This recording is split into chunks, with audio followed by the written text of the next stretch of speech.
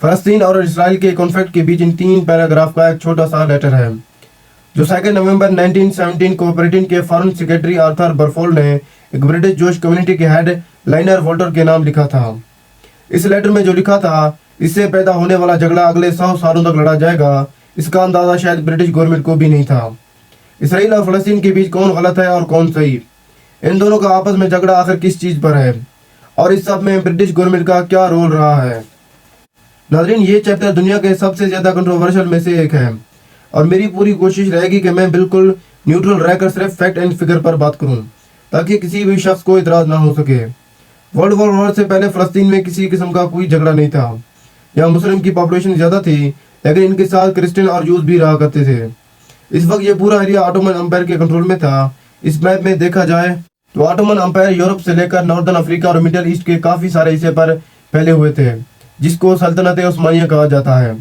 कुछ अरब लीडर थे जो ऑटोमन अम्पायर के रूल से काफ़ी तंग थे। वो खुद को यहाँ से आज़ाद करवाना चाहते थे और अपने इस मकसद को पूरा करने के लिए वो ऑटोमन अम्पायर के दुश्मन ब्रिटिशर से जा मिले। ब्रिटिशर ने उनके साथ एक वादा किया, अगर वो जंग में ऑटोमन अम्पायर के खिलाफ उनकी मदद करेंगे तो बदले में उनको आज़ाद देश दिया जाएगा।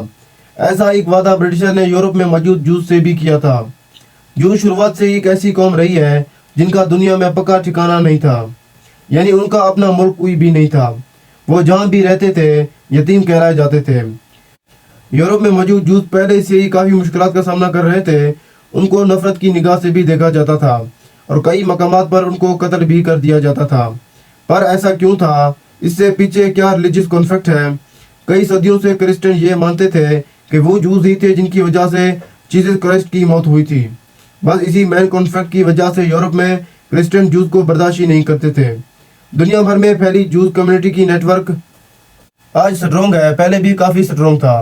वो फ़लस्तीन में अपना अलग देश पाने की मूवमेंट को ज़ायोनिज़्म का नाम देते थे। इस मूवमेंट की शुरुआत 1896 में थियोडोर नामी एक जूइश पॉलिटिकल एक्टिविस्ट ने की थी। उन्होंने एक बुक लिखी थी जिसकी इंग्लिश में ट्रांसलेशन जूइश स्टेट बनती है। इसमें भी उन्होंने लिखा था कि यूरोप में मौजूद जूस को अगर सुकून की ज़िंदगी गुजारनी है तो उनको फ़लस्तीन में अपना अलग देश बनाना होगा। शुरुआत में इसमें कई जूस इस कॉन्फ्लिक्ट के खिलाफ थे। वो कहते थे कि हम एंटी सेमिटिज्म यानी जूस के खिलाफ नफरत की वजह से अपनी कंट्री क्यों छोड़ें। लेकिन देखते ही देखते ये मूवमेंट एक पॉलिटिक शक्ल अख्तियार कर गई। दुनिया भर के जूस फ़लस्तीन का रुख करने लगे। उनको अपनी कम्युनिटी की जानब से फंड भी किया जाने लगा।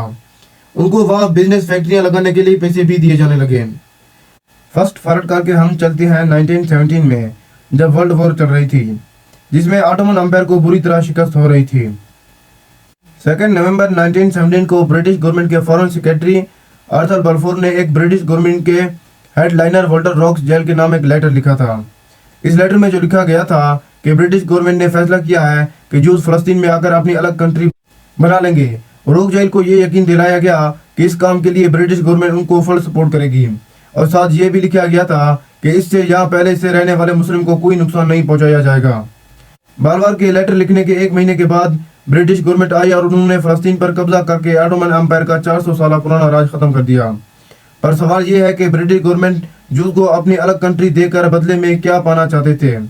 असल में ब्रिटिश गवर्नमेंट को एक ही चीज़ चाहिए थी कि ऑटोमन अम्पायर के जाने के बाद यहाँ कोई ऐसा सिस्टम बनाया जाए जो फ्यूचर में उनका साथ दे सके, उनका ऐशी बन सके। इसीलिए उन्होंने जूस को अलग कंट्री देने का वादा किया था, लेकिन जूस से भी प्रॉमिस लिया था कि वो अपनी अलग कंट्री बनाने के बाद ब्रिटिश गवर्नमेंट का साथ देंगे। पहले ये होता था कि जंग में जो कंट्री जीत जाती थी वो अगली कंट्री पर कब्जा करके उस पर दुनियावी राज चलाना शुरू कर देती थी, जब तक वो खुद इंडिपेंडेंट नहीं हो जाते। वर्ल्ड वॉर 1 में ब्रिटेन के हिस्से में पैलेस्टाइन आया था। उन्होंने वहाँ जूइश कॉलोनी बनाने की भरपूर कोशिश की और उसमें आगे चलकर कामयाब भी हुए। लेकिन पैलेस्टाइन के अरब्स जो ऑलरेडी वहाँ रहते थे, उनका मानना है कि ब्रिटेन ने हमसे हमारी आज़ादी के बारे में एक बार भी नहीं पूछा। 1919 में आर्थर बाल्फोर ने एक मेमोरेंडम लिखा था जिसमें लिखा था कि पैलेस्टाइन में पहले से रहने वाले अरब से उनकी मर्जी के बारे में पूछने की कोई ज़रूरत नहीं है। पैलेस्टाइन के अरब्स की नज़र में ब्रिटेन का जूस के लिए बनाया कानून काफ़ी नरम था। पैलेस्टाइन में दुनिया भर से जूइश इमिग्रेंट्स के आने का सिलसिला शुरू हो गया। उन्होंने वहाँ अपने स्कूल्स बनाए, फैक्ट्रीज खोली और ब्रिटिशर्स की मर्जी से अपनी एक छोटी आर्मी भी बना दी जिसको हगाना कहा जाता है। پیلسٹائن کے عربز کے پاس یہ سوچنے کے علاوہ اور کوئی آپشن نہیں بچا تھا کہ برٹشرز ہماری آزادی پر تو کوئی کام نہیں کر رہے بلکہ ہماری ہی زمین دوسروں کو دے رہے ہیں۔ کچھ سالوں تک وہ برداشت کرتے رہے، لیکن 1939 میں وہاں کے عربز نے آواز اٹھانا شروع کی۔ لیکن برٹشرز کے سامنے آواز اٹھانے کا ایک ہی مطلب تھا، غداری۔ پیلسٹائن کے عربز کو ایسا کرنے پر کڑی سزا دی گئی، کئی کو اریسٹ کر لیا گیا، کچھ لیڈرز کو پیلسٹائن سے نکال دیا گیا اور کچھ کو پھانسی دے دی گئی۔ لیکن پھر بھی پیلسٹائن کے عربز نے اپنی اسٹرائک ختم نہیں کی۔ اس پر برٹش گورنمنٹ نے معاملے کو سلجھانے کے لیے ایک پیل کمیشن بنایا۔ اس کمیشن نے پیلسٹائن میں انریسٹ کا یہ سولوشن نکالا کہ پیلسٹائن کو 2 حصوں میں ڈیوائیڈ کر دینا چاہیے۔ یہ سولوشن بھی پیلسٹائن کے عربز نے قبول نہیں کیا، کیونکہ اصل میں انریسٹ تو تھا ہی اس بات پر کہ پیلسٹائن ڈیوائیڈ کیوں ہو رہا ہے۔ 1939 تک ان کی اسٹرائک برٹش گورنمنٹ کے وائٹ پیپر ریلیز ہونے تک چلتی رہی۔ اس وائٹ پیپر میں برٹش گورنمنٹ نے پیلسٹائن کی پچھلی 20 سالہ سچویشن کو نظر میں رکھتے ہوئے ایک پالیسی پبلش کی تھی۔ اس پالیسی میں سب سے پہلے تو پیل کمیشن کو ریجیکٹ کیا گیا، جس سے عربز کی اسٹرائک ختم ہو گئی۔ اس کے علاوہ پیلسٹائن میں نئے آنے والے جوئش امیگرینٹس پر پابندی لگا دی گئی، اور جو جوز پہلے سے پیلسٹائن میں موجود تھے ان کو عربز کی زمین خریدنے پر بھی روک دیا گیا۔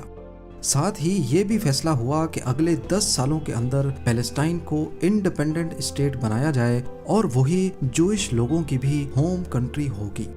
زائونسٹ کے لیے یہ وائٹ پیپر کسی دھوکے سے کم نہیں تھا۔ یہ وائٹ پیپر پہلی بار جوز اور برٹشرز کے درمیان کانفلکٹ پیدا کر گیا۔ انہوں نے وائٹ پیپر ماننے سے انکار کر دیا اور پورے پیلسٹائن میں برٹش گورنمنٹ پر حملے شروع کر دیے، جس میں کئی لوکل پیلسٹینینز بھی مارے گئے۔ یہ حملے کئی مہینے تک چلتے رہے، لیکن پھر کچھ اس سے بھی بڑا ہوا جس نے سب کی اٹینشن گھیر لی۔ 1939 میں ورلڈ وار 2 اسٹارٹ ہو گئی۔ جہاں یہ جنگ دنیا بھر میں 6 کروڑ لوگوں کی جان لے گئی، وہیں ہٹلر نے اپنے ڈیتھ کیمپس میں 60 لاکھ یورپین جوز کو بے دردی سے قتل کر دیا۔ اس واقعے کو ہولوکاسٹ کہا جاتا ہے۔ 1941 اور 1945 کے درمیان یورپ میں رہنے والے 66% جوز کو ہٹلر نے مار دیا تھا۔ بچنے والے جوز کے پاس پیلسٹائن جانے کے علاوہ اور کوئی آپشن نہیں بچا تھا، کیونکہ ایک تو یہ ان کے لیے بہت ہولی پلیس تھی اور دوسرا وہاں جوئش کمیونٹی پہلے سے آباد تھی۔ انہوں نے وہاں برٹشرز کی طرف سے لگائی گئی امیگریشن کی لمٹ کے باوجود بھی پیلسٹائن مائیگریٹ کرنا شروع کر دیا۔ پر پیلسٹائن میں بھی حالات کہاں ٹھیک تھے۔ وہاں وائٹ پیپر کے خلاف ابھی تک زائونسٹ برٹشرز کے خلاف لڑ رہے تھے۔ ورلڈ وار 2 کے بعد برٹشرز اب تھک چکے تھے اور ان میں اب ہمت نہیں تھی کہ پیلسٹائن میں زائونسٹ کے خلاف بھی لڑیں۔ لہٰذا 1947 میں انہوں نے یہاں سے نکلنے کا فیصلہ کیا اور پیلسٹائن میں اپنا پھیلایا ہوا رائتا انہوں نے یونائٹڈ نیشنز کے گلے میں ڈال دیا کہ اب تم اس مسئلے کا کوئی سولوشن نکال لو۔ اس وقت پیلسٹائن میں جوز کی تعداد 6,30,000 تھی، جبکہ 1,43,000 کرسچنز اور 11,81,000 مسلمز تھے۔ یہ فگرز ایک اٹیلین جوئش ڈیموگرافر سرگیو ڈیلا نے ہی دیے تھے۔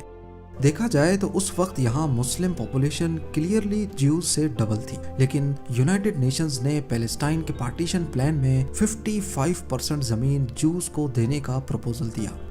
یونائٹڈ نیشن جنرل اسمبلی میں اس پروپوزل کو 72% ووٹس ملے اور یہ فائنل کر دیا گیا کہ پیلسٹائن کا 55% لینڈ جوز کو ملے گا، جبکہ یونائٹڈ نیشنز نے آج تک کبھی بھی اس کی ایکسپلینیشن نہیں دی کہ صرف 30% جوز کو 55% لینڈ کیسے دے دیا گیا۔ اس وقت UN کی اسمبلی میں انڈیا کی بھی پریزنس تھی اور انڈیا نے بھی اس فیصلے کے خلاف ووٹ ڈالا تھا۔ اس وقت کے PM جواہر لال نہرو نے UN کے فیصلے کے خلاف کافی آواز اٹھائی تھی اور کہا تھا کہ UN کے انڈین ایمبیسڈر کو زائونسٹ کی طرف سے رشوت آفر کی گئی تھی کہ وہ ان کے حق میں ووٹ ڈالے۔ خیر UN کی اس ریزولوشن کو تمام عرب کنٹریز نے ریجیکٹ کیا اور پیلسٹائن میں اب زائونسٹ اور پیلسٹینینز آمنے سامنے آ گئے۔ دونوں طرف سے ایک دوسرے پر وار کیے جانے لگے، لیکن obviously جوز کی ملٹری کافی اسٹرانگ تھی تو پیلسٹینینز ان کا مقابلہ نہیں کر سکے۔ 14 मई 1948 को डेविड बेन गोरियन ने ऑफिशियली स्टेट ऑफ इजराइल बनाने का ऐलान कर दिया। वो इजराइल के पहले पीएम बन चुके थे। 1948 में तमाम नेबरिंग अरब कंट्रीज ने मिलकर इजराइल पर हमला करने का फैसला किया, क्योंकि एक तो उन्होंने पहले ही यूएन में इसके खिलाफ वोट किया था, दूसरा उनकी नज़र में ये ब्रिटिशर्स का नया तरीका है हमारे मुल्क पर कब्जा जमाए रखने का। ये पहली अरब इजराइल वॉर थी जिसमें 5 अरब कंट्रीज एक छोटे से इजराइल पर हमला करती हैं, जिसको बने अभी चंद महीने ही गुजरे हैं। लेकिन इजराइल को वेस्टर्न कंट्रीज की सपोर्ट हासिल थी और हकीकत में उनके पास काफ़ी स्ट्रॉन्ग मिलिट्री भी थी, लिहाजा अकेले इजराइल ने 5 अरब कंट्रीज को शिकस्त दे दी। जंग खत्म होने के बाद यूएन ने जो पैलेस्टाइन के लिए एरियाज चुने थे, अब इजराइल उन पर भी कब्जा करके बैठ गया। वेस्ट बैंक जॉर्डन के कब्जे में आ जाता है और गाजा स्ट्रिप इजिप्ट के कंट्रोल में। 1967 में एक और अरब इजराइल जंग होती है, जिसमें इजराइल न सिर्फ वेस्ट बैंक बल्कि गाजा स्ट्रिप और इजिप्ट के पूरे साइनाई पेनिनसुला पर भी कब्जा कर लेता है। इस सब के बीच पैलेस्टाइन के लोग अपना खुद का मुल्क बनाना चाहते हैं। इसी मकसद से उन्होंने अपनी एक अलग ऑर्गेनाइजेशन बनाई, जिसको PLO यानी पैलेस्टाइन लिबरेशन ऑर्गेनाइजेशन का नाम दिया। शुरू में ये हथियार उठाकर फोर्सफुली अपना अलग मुल्क पाने की कोशिश करते हैं। अपनी आवाज उठाने के लिए PLO ने कई प्लेन्स और शिप्स भी हाईजैक किए। इसीलिए अमेरिका और इजराइल की जानिब से PLO को एक टेररिस्ट ऑर्गेनाइजेशन डिक्लेयर कर दिया गया।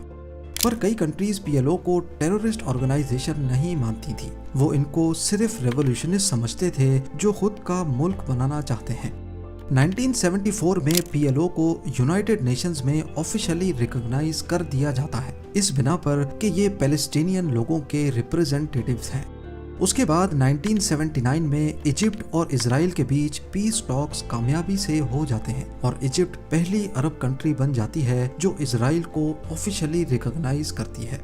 इस पर इजराइल इजिप्ट को उनका साइनाई पेनिनसुला वापस कर देता है, लेकिन 2 सालों के बाद इजिप्ट के प्राइम मिनिस्टर को एक्सट्रीमिस्ट ग्रुप्स की तरफ से मार दिया जाता है, इस बिना पर कि कैसे उन्होंने इजराइल के साथ समझौता कर दिया। इतने अरसे तक वेस्ट बैंक पर इजरायली ऑक्यूपेशन की वजह से काफ़ी सारे जूज वहाँ पर भी अपने घर बनाना शुरू कर देते हैं, लेकिन इंटरनेशनल कम्युनिटी इस पर एतराज़ करती है, क्योंकि ये असल में 1947 यूनाइटेड नेशन के पार्टीशन प्लान के खिलाफ था। वेस्ट बैंक का एरिया असल में पैलेस्टाइन के लिए रखा गया था, लेकिन इजराइल ने वहाँ पर भी कब्जा करके वहाँ अपने लोगों को बसाना शुरू कर दिया।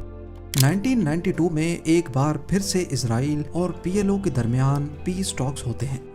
PLO के लीडर यासिर अराफात भी इजराइल को रिकॉग्नाइज करते हैं और इजरायली PM यित्ज़हक रबीन भी PLO को रिकॉग्नाइज करके ये तस्लीम करते हैं कि PLO टेररिस्ट ऑर्गेनाइजेशन नहीं है। इस दौरान PLO भी स्प्लिट हो जाती है। उनका एक दूसरा विंग जो चाहता है कि इजराइल से किसी तरह का भी समझौता ना किया जाए, वो बन जाता है, जिसको आज हम हमास के नाम से जानते हैं।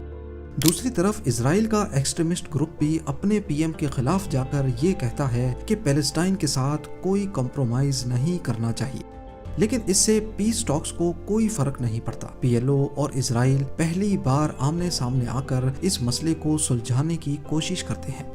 पर मसला ये था कि वेस्ट बैंक में ऑलरेडी काफी इजरायली अपने घर बना चुके हैं, वो भी इजरायली गवर्नमेंट की मर्जी से। तो सॉल्यूशन ये निकाला गया कि वेस्ट बैंक को 3 हिस्सों में डिवाइड किया जाएगा, A, B और C। ए एरिया में सिर्फ पैलेस्टाइन यानी PLO के कंट्रोल में होगा, एरिया B दोनों के कंट्रोल में और एरिया C सिर्फ इजराइल के कंट्रोल में रहेगा। यानी 1947 में बनाया गया यूनाइटेड नेशन का पार्टीशन प्लान यहाँ दूर दूर तक नजर नहीं आ रहा था। पैलेस्टाइन को सिर्फ वेस्ट बैंक में गिने चुने टुकड़े ही मिल पाते हैं जहां वो अपनी गवर्नमेंट चला सकें। खैर PLO ने इसको भी एक्सेप्ट कर लिया, लेकिन फिर 1995 में अचानक कुछ ऐसा हुआ जिसने सारे पीस टॉक्स की धज्जियां बिखेर दी। जूइश एक्सट्रीमिस्ट ग्रुप ने अपने ही प्राइम मिनिस्टर का कत्ल कर दिया। वो किसी भी कीमत पर ये नहीं चाहते थे कि वेस्ट बैंक के आसपास भी कोई पैलेस्टीनियन बसे। 1996 में पैलेस्टाइन के पहले इलेक्शन होते हैं और पैलेस्टाइन की पहली गवर्नमेंट बनती है, लेकिन हमास जो कि पैलेस्टाइन का मिलिटेंट विंग है वो इस बात से खुश नहीं होता और इलेक्शन से बायकॉट कर देता है। ना सिर्फ इतना बल्कि वो इजराइल में कई सुइसाइड बॉम्ब्स भी करवाता है, जिससे इजराइल और पैलेस्टीनियन लोगों के बीच पहले से नफरत काफी हद तक बढ़ जाती है। इस वाक़े के बाद इन दोनों के क्लैशेस आपस में होते रहते हैं। इससे बचने के लिए इजराइल ने वेस्ट बैंक में अपनी सेटलमेंट्स के इर्द गिर्द कंक्रीट वॉल खड़ी कर दी, जिससे पैलेस्टीनियंस का रहना और ज़्यादा मुश्किल हो गया।